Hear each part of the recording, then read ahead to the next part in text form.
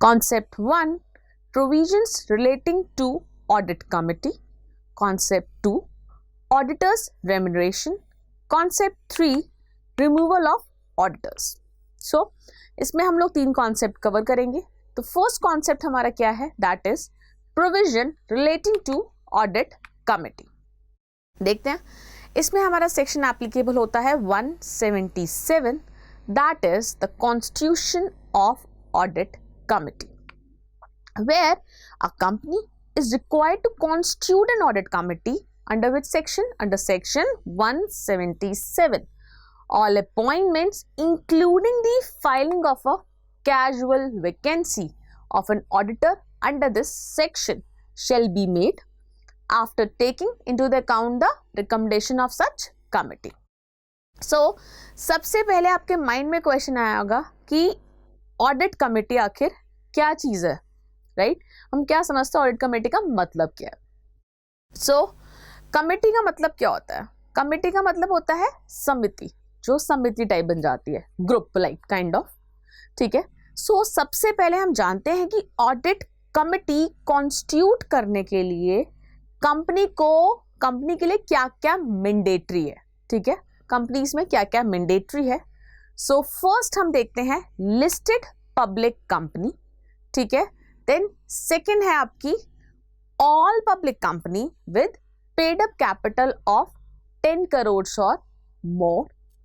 Third है आपका all public companies having turnover of 100 crore rupees और मोर.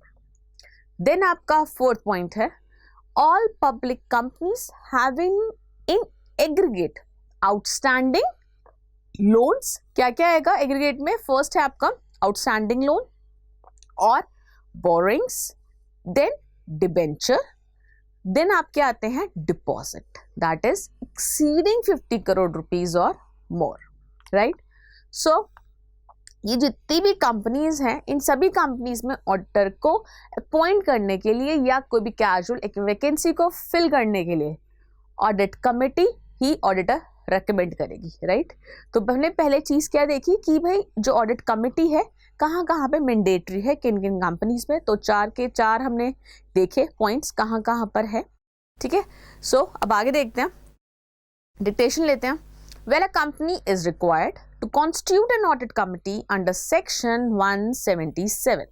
All appointments including the filing of a casual vacancy of an auditor under this section shall be made after taking into account the recommendations of such committee. It is important to know that in addition to listed public companies, following cases of companies shall constitute an audit committee. First is all public companies with the paid up capital of 10 crore rupees or more. हम mark कर लेंगे 10 crore rupees or more. Then second is all public companies having turnover 100 crore rupees or more. इसमें हम लोग mark कर लेंगे 100 करोड़ और more. आप फर्स्ट में पब्लिक कंपनी भी हाईलाइट करते चलिए, राइट? देन हमारा थर्ड पॉइंट आता है all public companies having in aggregate outstanding loan or borrowing or debentures और डिपॉजिट एक्सीडिंग 50 करोड़ रुपीज और मोर.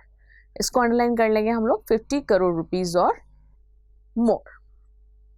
सो अब हम बात करेंगे मैनर और प्रोसीजर के, किसके लिए? For selection and appointment of auditor. So following is the procedure of selection and appointment of an auditor. बात करते हैं इस पे. जो ऑडिटर कंपनी अपॉइंट किया जाएगा, ठीक है, उसका सिलेक्शन आके हमें करना कैसे है, ठीक है, कौन रिकमेंड करेगा, ठीक है, और कौन अप्रूव करेगा ऑडिटर का सिलेक्शन के लिए, राइट? सो अब आप लोगों को क्या करना है, अब आप लोग पहले से ही पढ़ चुके हैं कि अगर कंपनी में ऑडिट कमेटी फॉर्म करने की रिक्वायरमेंट है तो ऑडिट कमेटी ही रिकमेंड करेगी, ठीक है. क्या करेगी? बोर्ड को नए ऑडिटर का नाम के बारे में कि हम इस इंडिविजुअल या इस फर्म को, इस कंपनी को ऑडिटर बनाना चाहते हैं, राइट? और अगर बोर्ड सेटिस्फाइड है ऑडिट कमेटी की रिकमेंडेशन से तो क्या करेगा, बोर्ड प्रपोज करेगा ऑडिटर का नाम, कहां पर, एजीएम में, किसको, कंपनी के जो भी मेंबर्स होंगे वहां पर उसको रिकमेंड करना पड़ेगा, राइट। लेकिन अगर कंपनी में ऑडिट कमिटी कॉन्स्टिट्यूट करने की रिक्वायरमेंट नहीं है तो उस केस में क्या होगा, उस केस में क्या होगा, बोर्ड जो है बोर्ड कंसिडर करेगा इंडिविजुअल या फर्म, ठीक है, कि क्वालिफिकेशन और एक्सपीरियंस के हिसाब से देन क्या करेगा, उसको रेकमेंड कर देगा मेंबर्स को एजीएम में, राइट। देन आती है हमारी नेक्स्ट बात कि अगर एक ऑडिटर को, ठीक है, अपॉइंट करते वक्त क्या ध्यान रखना है कि ऑडिट कमिटी या बोर्ड को क्या करना है, चेक करना है कि कहीं प्रपोज ऑडिटर के अगेंस्ट कोर्ट में या आईसीए के पास कोई प्रोफेशनल मैटर तो नहीं है या कोई लीगल प्रोसीडिंग्स, कोई पेंडिंग वेंडिंग तो नहीं है। तो ये रिस्पॉन्सिबिलिटी किसकी है, ऑडिट कमिटी की या बोर्ड की। जब आप कोई भी किसी भी उसको रेकमेंड कर रहे हो एज एन ऑडिटर तो हमें ये चेक करना है, राइट। सो नेक्स्ट पॉइंट है, अगर बोर्ड या ऑडिट कमिटी ऑडिटर से अगर किसी भी इंफॉर्मेशन की मांग करती है, मांग कर सकती है अगर उन्हें लगता है कि वो उनके लिए जरूरी है, राइट। नेक्स्ट बात क्या आती है आपकी, अब अगर बोर्ड ऑडिट कमिटी की रिकमेंडेशन से सेटिस्फाइड नहीं है तो उस सिचुएशन में जो बोर्ड है वो ऑडिट कमिटी को प्रपोज्ड ऑडिटर के नाम रेफर बैक करेगा, ठीक है, उसको क्या करेंगे, रिकंसिडरेशन किया जाएगा, रिकंसिडर किया जाएगा और लिख कर देगा कि आपने क्या रीजंस थे कि बोर्ड को ऑडिट कमेटी के रिकमेंडेशन से एग्री नहीं कर रहा है, ठीक। इसके बाद क्या होगा, इसके बाद अगर ऑडिट कमेटी रिकंसिडर नहीं कर सकती है इस मैटर को तो बोर्ड क्या करेगा, बोर्ड अपने डिसएग्रीमेंट के रीजंस को रिकॉर्ड करेगी और खुद एक ऑडिटर का नाम रिकमेंड करेगी, किसको, same members of the company को एजीएम में, राइट। सो अगर एजीएम में जो भी ऑडिटर अपॉइंट होगा वो उस एजीएम से 6th एजीएम तक ही ऑफिस होल्ड करेगा, दैट मीन्स 5 साल, राइट। यहाँ हमें बहुत सारी बातें ध्यान रखनी पड़ेगी, तो इसलिए मैं आपको एक शॉर्ट सी समरी देती हूँ, ठीक है, जिसमें आपको क्या क्या चीज़ें ध्यान रखनी है और आपको एक समराइज मिल जाएगा, आपको आसानी भी होगी समझने में। अगर कंपनी में ऑडिट कमिटी नहीं है उस सिचुएशन में तो बोर्ड इंडिविजुअल या फर्म को रेकमेंड करेगा एजीएम में, ठीक है, जो कि ड्यूली क्वालिफाइड होना चाहिए ऑडिटर बनने के लिए, ठीक है। लेकिन अगर कंपनी में ऑडिट कमेटी है तो सिचुएशन में ऑडिट कमेटी ही क्वालिफाइड इंडिविजुअल या फर्म का नाम क्या करेगी, बोर्ड को रेकमेंड करेगी। अगर बोर्ड सेटिस्फाइड है देन अच्छी बात है, वेल एंड गुड है। बोर्ड क्या करेगा, बोर्ड प्रपोज करेगा ऑडिटर का नाम और आगे मेंबर्स को बता देगा एजीएम में, ठीक है, तो उसको वो रेकमेंड करना पड़ेगा। लेकिन अगर बोर्ड सेटिस्फाइड नहीं है किससे, ऑडिट कमेटी की रिकमेंडेशन से, तो उस सिचुएशन में क्या होगा, तो बोर्ड क्या करेगा, बोर्ड प्रपोज करेगा ऑडिटर का नाम, ठीक है, रेफर बैक करेगा क्या कि भाई रीजंस देगा, ठीक है, कि बोर्ड की रीजंस देगा कि भाई क्यों सेटिस्फाइड नहीं है ऑडिट कमेटी की रिकमेंडेशन से, ठीक है। अगर ऑडिट कमेटी रिकंसिडर नहीं करती है किस चीज को, प्रपोज ऑडिटर को, तो नाम, तो उस सिचुएशन में क्या होगा, नाम चेंज नहीं कर सकते तो बोर्ड एजीएम में क्या करेगा, ऑडिटर का नाम रेकमेंड करेगा विद द रीजन कि वो ऑडिट कमेटी के रिकमेंडेशन से क्यों डिसएग्री करता है, राइट। सो फटाफट डिक्टेशन ले लेते हैं हम लोग। Manners and procedure of selection and appointment of auditors. First is, in case of a company that is required to constitute an audit committee under section 177, section 177, the committee, and in cases where such a committee is not required to be constituted, the board shall take into consideration the qualifications and experience of the individual or the firm proposed to be considered for appointment as auditor and whether such qualifications and experience are commensurate with the size and requirements of the company. It may be noted that while considering the appointment, the audit committee or the board as the case may be, shall have regard to any order or pending proceeding relating to professional matters of conduct against the proposed auditor before the Institute of Chartered Accountants of India or any competent authority or any court. Second point is the audit committee or the board, as the case may be, may call for such other information from the proposed auditor as it may deem fit. Third point is where a company is required to constitute the audit committee, the committee shall recommend the name of an individual or a firm as auditor to the board for consideration, and in other cases the board shall consider and recommend an individual or a firm as auditor to the members in the annual general meeting for appointment. Fourth is, if the board agrees with the recommendations of the audit committee, it shall further recommend the appointment of an individual or a firm as auditor to the members in the annual general meeting. Fifth point is, if the board disagree with the recommendations of the audit committee, it shall refer back the recommendations to the committee for reconsideration, the citing reasons for such disagreement. Sixth point is, if the audit committee, after considering the reasons given by the board, decides not to reconsider its original recommendations, the board shall record reasons for its disagreement with the committee and send its own recommendation for consideration of the members in the annual general meeting. And if the boards agree with the recommendations of the audit committee, it shall place the matter for consideration by members in the annual general meeting.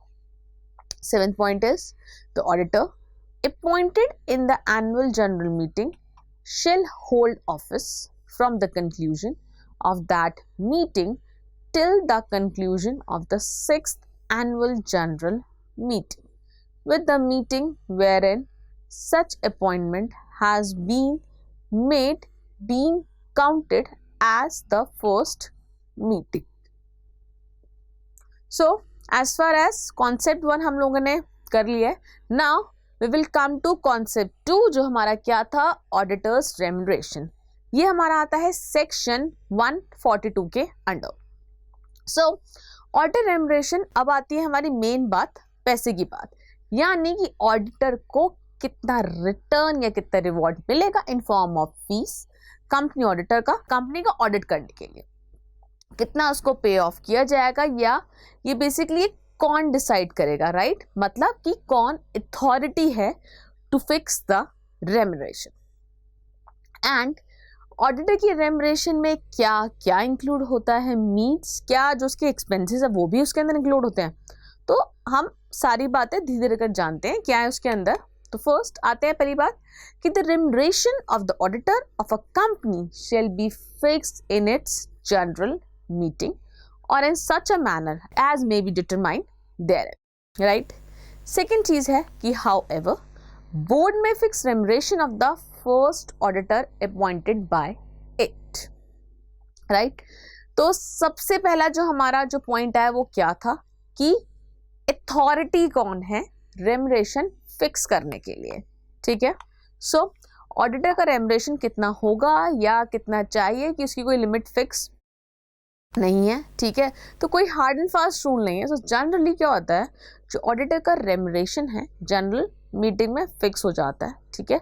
So in case a company का जो first auditor है, ठीक है, जिसे किसने किया होता है अपॉइंट, बोर्ड ने अपॉइंट किया होता है, उसका जो रेम्युनरेशन होगा वो बोर्ड ही डिसाइड करता है, राइट? अब दूसरी बात क्या आती थी हमारी कि जो एक्सपेंसेस हैं क्या वो इंक्लूड होंगे रेम्युनरेशन में. अब किसी ऑडिटर को बेसिकली ऑडिट करना पड़ा बड़ी कंपनी का, ठीक है, जैसा वो एग्जांपल लेते हैं रिलायंस इंडस्ट्री का, ठीक है। अगर ऑडिटर अपने पैसे लगा के वहां पे विजिट दे रहा है या अलग अलग रिलायंस की ब्रांचेस पे जा रहा है जो अलग अलग सिटीज में भी हो सकती है, तो उस केस में ऑडिटर की सारी फीस उसी में हमारी कवर हो जाएगी, ठीक है।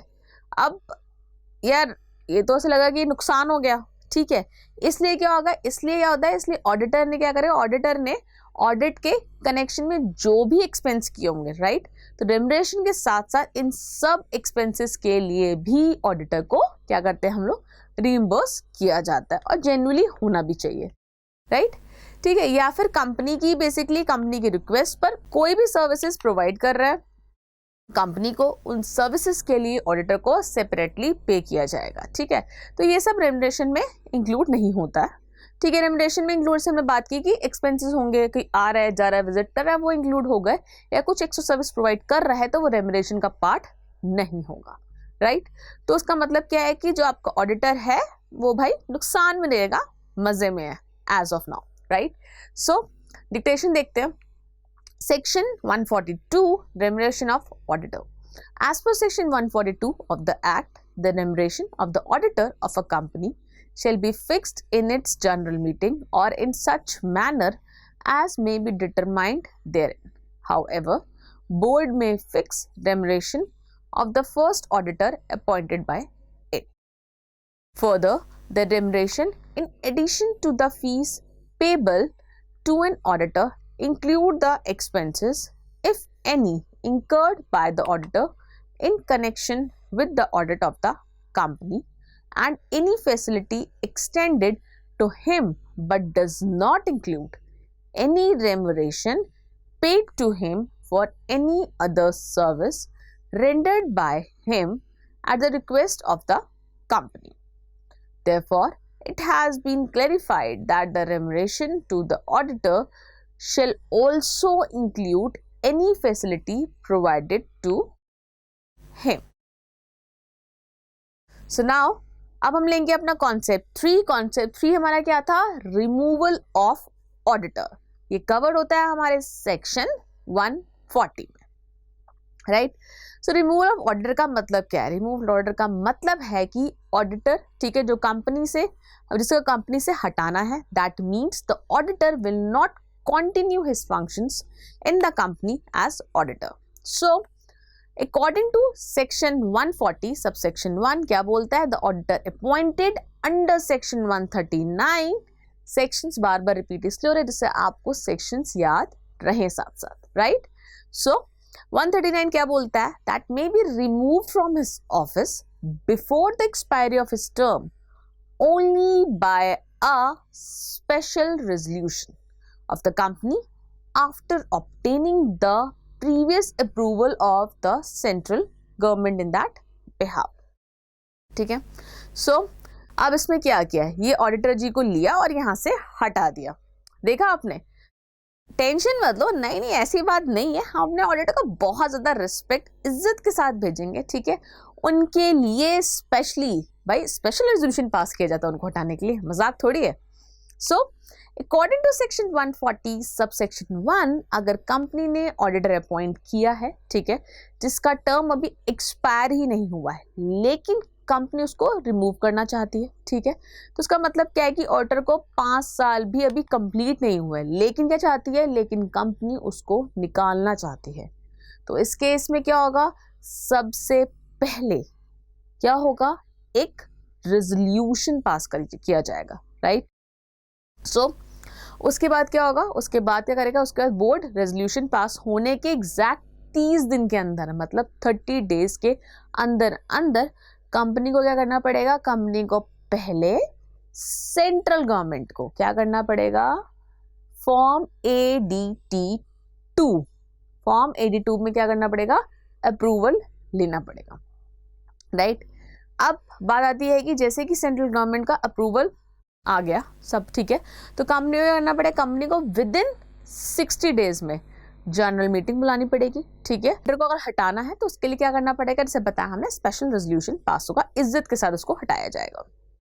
लेकिन कोई भी एक्शन लेने से पहले क्या करना पड़ा, कंसर्न ऑडिटर को एक रीजनेबल अपॉर्चुनिटी दी जाएगी, what it call opportunity of being heard. जैसे जब कैदी को भी जब मतलब होती है, फांसी होती है, तो उसको भी एक इच्छा पूछी जाती है, अंतिम इच्छा, तो सेम है, जब ऑडिटर को मतलब हटाया जाएगा इस तरीके से, तो भाई उसको भी एक अपॉर्चुनिटी ऑफ बीइंग हर्ड दी जाएगी। तो ऑडिटर को भी अपनी बात रखने का पूरा मौका दिया जाएगा, राइट। तो बेसिकली इस पे नॉर्मली क्या होता है, इस पे अब क्वेश्चंस आते हैं, ठीक है। तो पहले हम डिटेशन देख लेते हैं।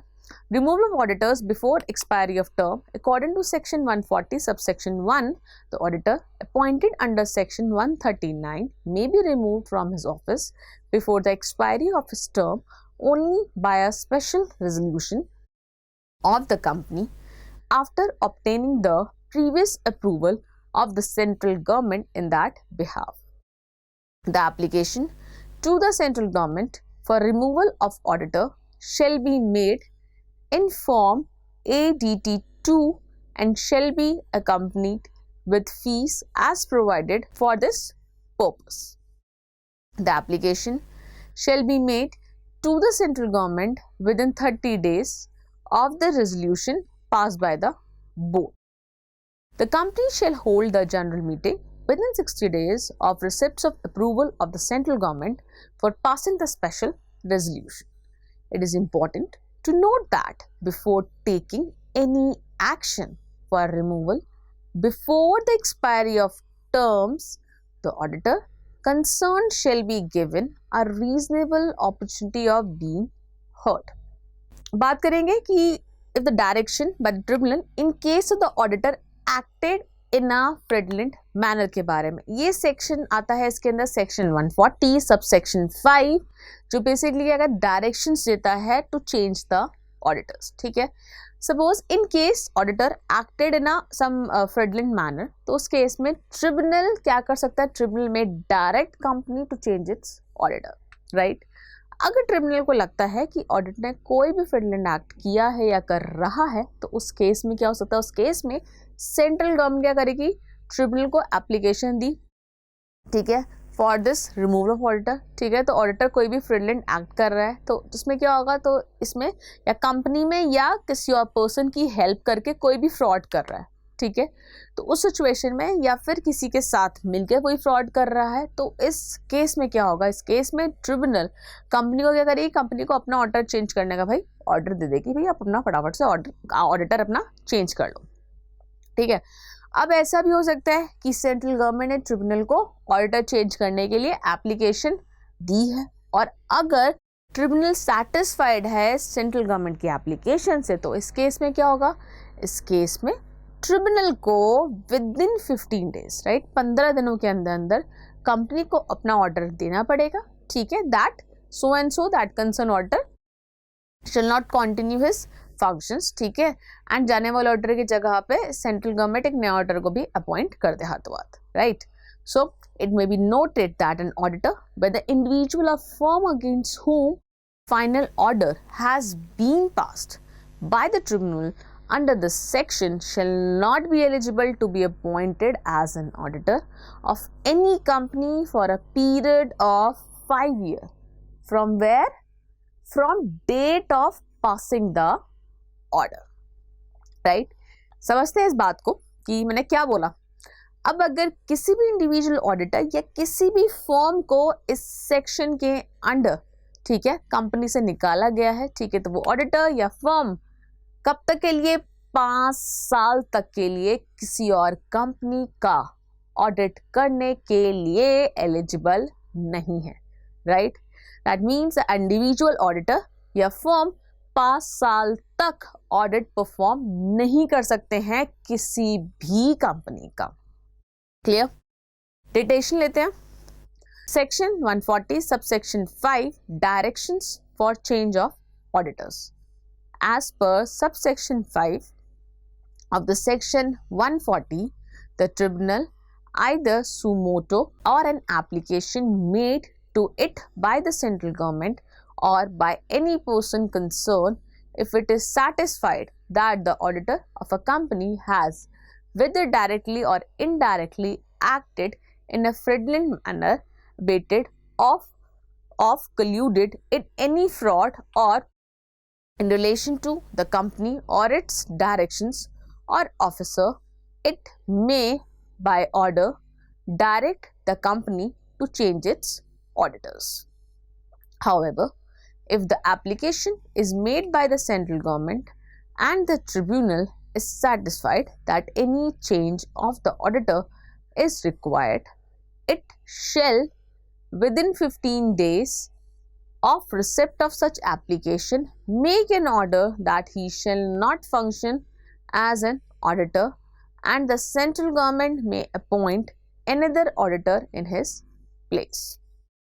It may be noted that an auditor, whether individual or firm against whom final order has been passed by the tribunal under this section, shall not be eligible to be appointed as an auditor of any company for period of 5 years from the date of passing of the order, and the auditor shall also be liable for action under section 447.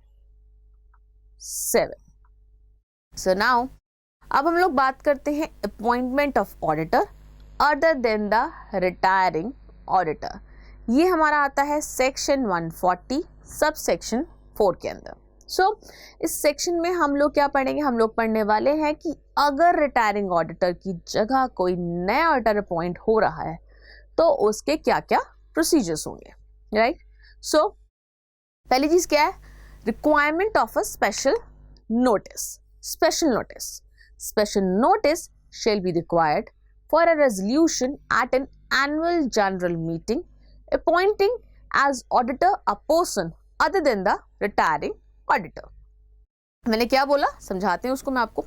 कोई भी auditor company से retire हो रहा है जिसके 5 साल का audit term, ठीक है, अभी कंप्लीट ही नहीं हुआ है, या फिर 10 साल का ऑडिट फर्म की बात करें अगर हम लोग, ठीक है, तो उसकी जगह पे कोई नया ऑडिटर अपॉइंट होता है. तो नए ऑडिटर के अपॉइंटमेंट के लिए एजीएम में क्या होगा, स्पेशल रेजोल्यूशन पास किया जाएगा. सिंपल, ठीक है. और आपको शायद ये भी मालूम होगा कि स्पेशल रेजोल्यूशन पास करने के लिए एक स्पेशल नोटिस देना पड़ता है, ठीक है, जिसमें मीटिंग का एजेंडा लिखा होता है और स्पेशल रेजोल्यूशन किस चीज से रिलेटेड है. सिमिलरली यहाँ भी स्पेशल नोटिस देना होगा जिसमें लिखा होगा कि रिटायरिंग ऑडिटर को रीअपॉइंट नहीं किया जा रहा है, राइट. ठीक है, जिसका क्या होगा, जिसकी कॉपी हम भाई ऑडिटर को भी भेजी जाएगी, ठीक है. देन स्पेशल नोटिस जो है आपका, स्पेशल नोटिस आपको तभी देना होता है, कब देना होता है, कि जब आप ऑडिटर की सर्विस को टर्मिनेट कर रहे हो, राइट. या इंडिविजुअल केस में बात करूं तो 5 साल हो गए, फर्म के केस में बात की जाए तो 10 साल हो गए, राइट. देन मतलब क्या है, इसका मतलब है कि अगर जो ऑडिटर रिटायर हो रहा है, ठीक है, उसके ऑडिट टर्म लैप्स हो चुके हैं, तो उसके लिए स्पेशल नोटिस देने की हमें भाई कोई भी आवश्यकता नहीं है, मतलब कोई भी जरूरत नहीं है. डिक्टेशन देखते हैं. Section 140 subsection 4 lays down procedure to appoint an auditor other than retiring auditor who was removed. First is, special notice shall be required for a resolution at an annual general meeting appointing as auditor a person other than a retiring auditor, or providing expressly that a retiring auditor shall not be reappointed except where the retiring auditor has completed a consecutive tenure of 5 years, or as the case may be 10 years, as provided under subsection 2 of section 139. So अब जो special notice की जो copy है वो मैंने बताया से auditor को भाई भेजी जाएगी, ठीक है. अब जब ऑडिटर को वो नोटिस रिसीव होगा, उस केस में क्या होगा कि ऑडिटर के पास पूरा अधिकार है किस चीज के लिए, रिटन रिप्रेजेंटेशन देने के लिए, ठीक है, जिसमें ऑडिटर अपने पॉइंट ऑफ व्यू लिखेगा रिगार्डिंग हिज रिमूवल. अब उस रिप्रेजेंटेशन के साथ साथ कंपनी को करना क्या है, कंपनी को करना है कि कंपनी को वो रिप्रेजेंटेशन है, रिप्रेजेंटेशन जो ऑडिटर ने दिया है, हर एक उस बंदे को भेजना है जिसके पास आपका स्पेशल नोटिस गया हो, राइट. सो क्योंकि उसमें भी बेसिक, क्योंकि उन सबको भी मालूम होना चाहिए भाई, जो ऑडिटर अपने पॉइंट्स बताना चाहता है, सारा का सारा जो ऑडिटर का व्यू है वो उन सबको भी समझ आना चाहिए। मैं एक बात करूँ सिचुएशन की, अगर ऐसा होता है कि ऑडिटर का जो रिटर्न रिप्रेजेंटेशन है लास्ट मोमेंट पर अगर आता है, सपोज, ठीक है, वो नहीं दे पाता है पहले, मतलब कि ऑडिटर ने अपना रिप्रेजेंटेशन बहुत ज़्यादा लेट दिया है और कुछ दिन बाद ही मीटिंग होने वाली है, सपोज ऐसा होता है, तो उस केस में क्या होगा, तो उतने टाइम में तो हर किसी ऑडिटर का रिप्रेजेंटेशन नहीं भेजा सकता, पॉसिबल ही नहीं थे शॉर्ट नोटिस में। तो उस केस में क्या करेंगे, उस केस में जो भी ऑडिटर का रिटर्न रिप्रेजेंटेशन है वो सभी मेंबर को जब जनरल मीटिंग जब होगी तो उनके सामने सबको पढ़ के सुनाए, ताकि हर एक मेंबर को सुनने में आए, पता चले कि ऑडिटर के भाई रिप्रेजेंटेशन में क्या था, उसका पॉइंट ऑफ व्यू उनको समझ आना चाहिए, राइट। क्योंकि ये भी हो सकता है कि ऑडिटर की प्रॉब्लम सीरियसली जेन्युइन हो और कंपनी बेसिकली उसको ऐसे ही निकालना चाहती हो, ठीक है, तो क्या पता हरास कर रही हो या कुछ भी गड़बड़ हो सकती है, तो इसलिए इंपॉर्टेंट है भाई उसका भी पॉइंट ऑफ व्यू सुनने के लिए, ठीक।